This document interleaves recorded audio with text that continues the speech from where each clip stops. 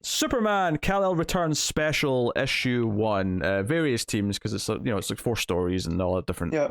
teams on it. So I'll just tell you as we're going. There's a lot of names in that cover. There's like a list of like 10 names.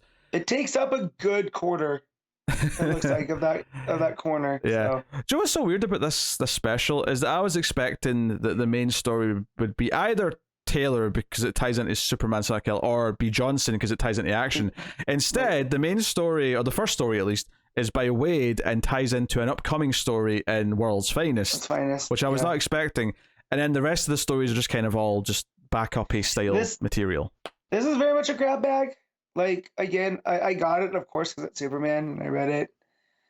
But yeah, it kind of left me kind of disappointed that these are the stories that we were getting. I have to agree. This, like, I did enjoy the Wade story, and I like that it's teasing that Mr. Nobody from Doom Patrol is going to be a villain in an upcoming World's Finest arc. That sounds like a blast. So, yeah, you're way more into the Doom Patrol than I am. What is this with? Because it's very Morrison-y, right? Yes. Like this whole concept of Mr. Nobody, and he attacks using surreality. And so, I had a hard time wrapping my brain around that. Like, what is exactly Mr. Nobody's deal? Oh, God. Sparrows have read the Morrison issues, and obviously he's in the TV show as well. But I mean, from what I remember, he's got like an extra tool here that he's using. He's got like this magic wand, not a wand. Why is a wand? From history. It's a baton from a famous performance that drew the crowd into a riot. A conductor's baton thing. Baton. Who calls that a baton, Matt? That's what they called it in the book. I've never heard anyone call it a baton before. I didn't either. I'm basing it off of that. There's a word. It's not a wand though. It's like I'm looking this up. What's it called with a weather wizard? What do they call his thing?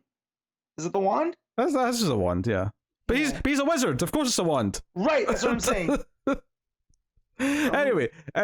Mr. Nobody, like, from what I remember, he would, and this is kind of hit on here, actually, with Batman and Superman, but he would, like, trap people in two-dimensional, like, paintings, or he would, like, make them disappear from reality into their own little pocket world in his paintings.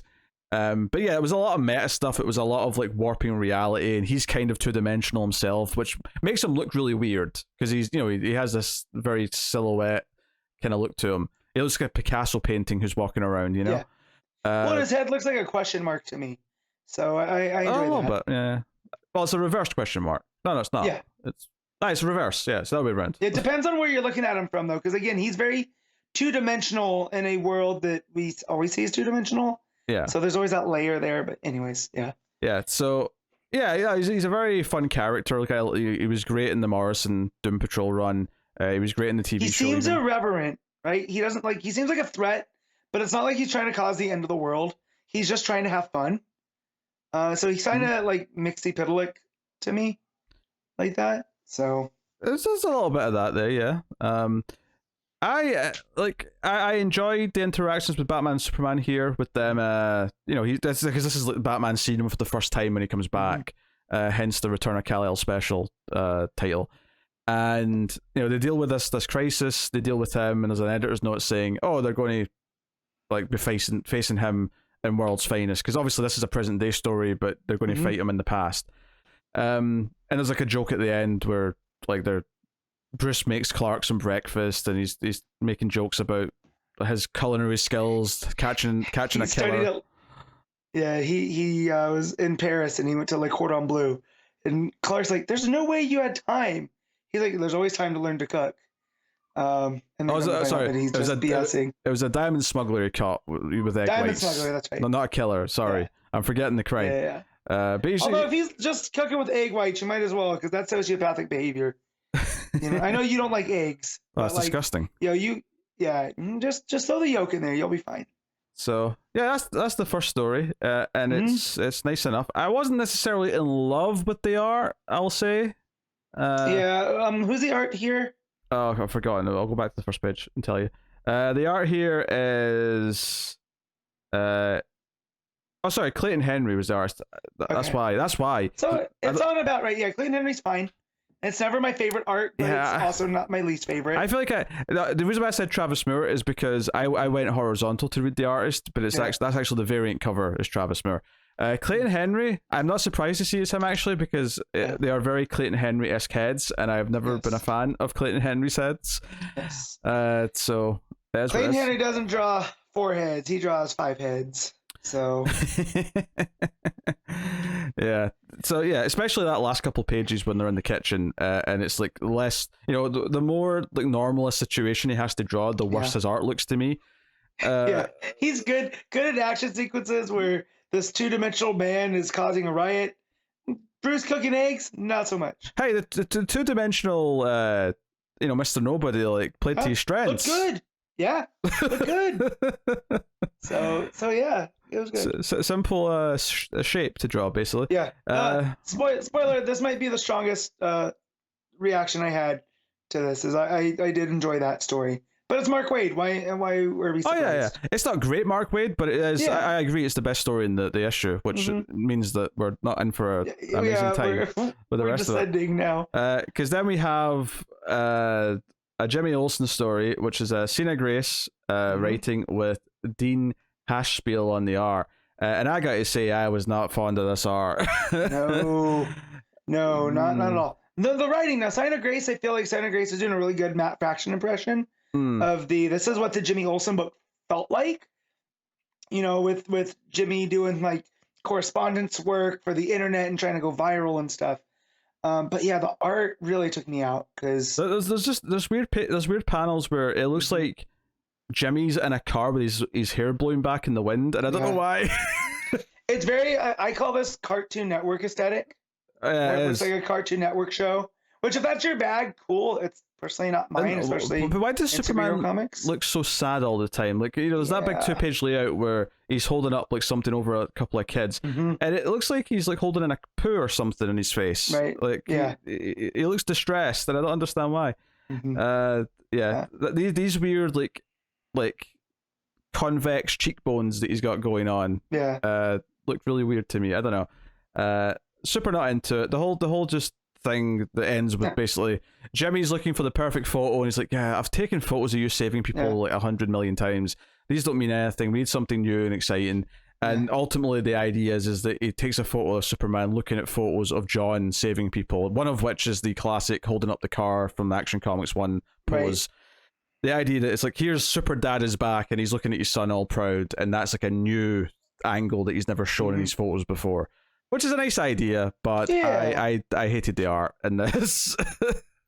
I like the thing with Jimmy, like, oh man, I'm glad you're back because I've been having that itch to hit the watch button.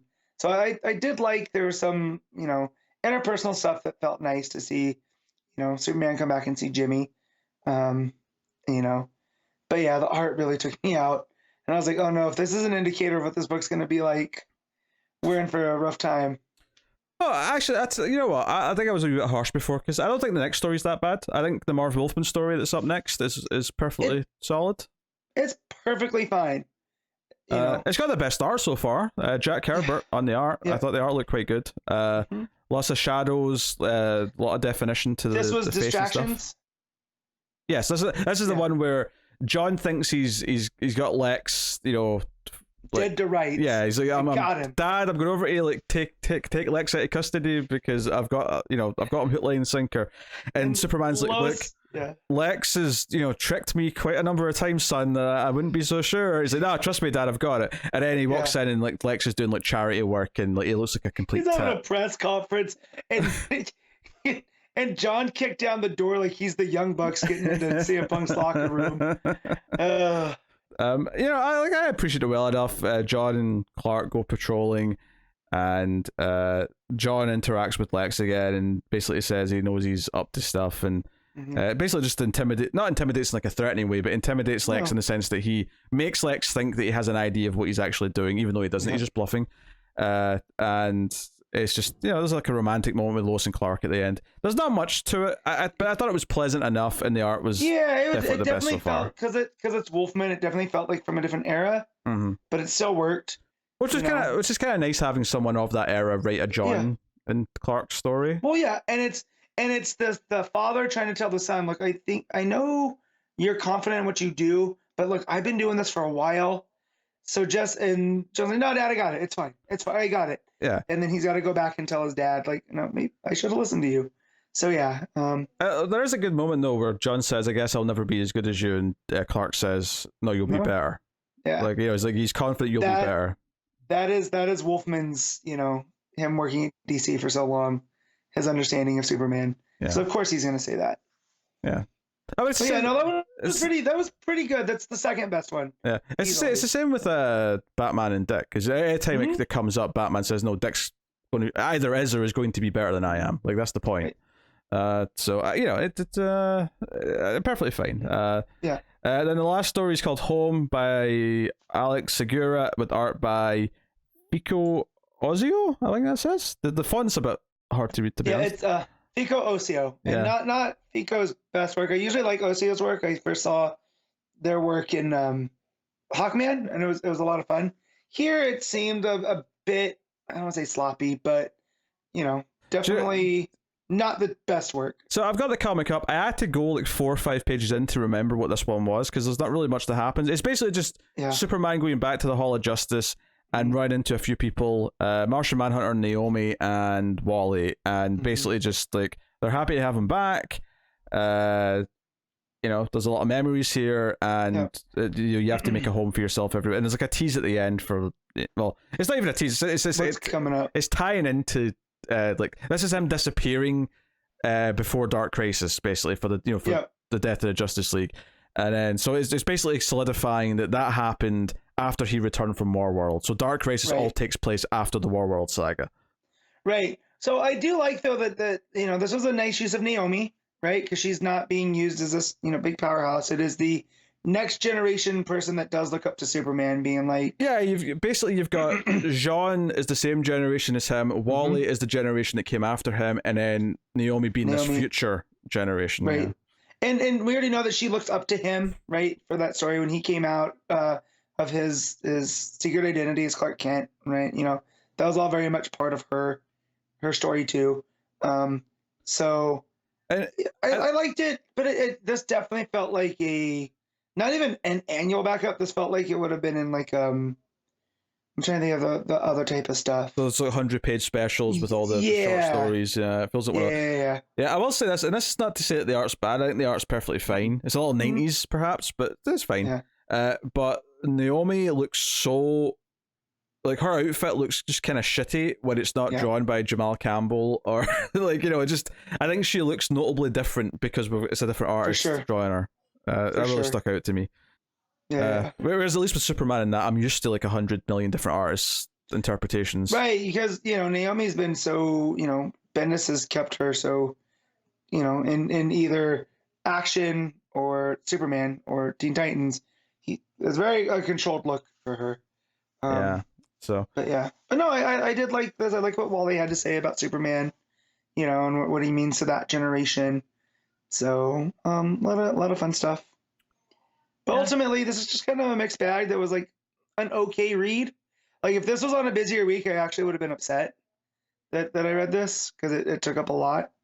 It felt it was a bit fluffy. It didn't feel like it was needed at all. And it kind of felt like, let's throw a bunch of short stories together for what's effectively an annual on a 5th week. They're just not calling it an annual for whatever reason.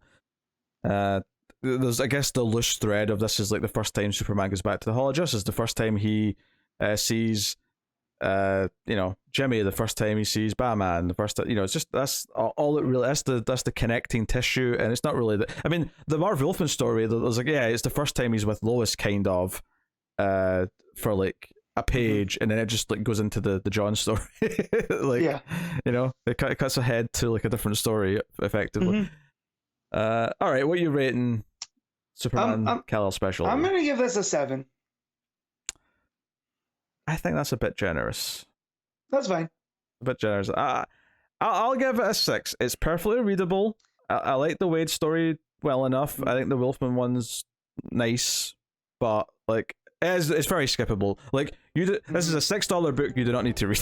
You can move past it quite happily. All right, 6.5. I'll adjust mine then. Oh, there you go. I won't be that generous.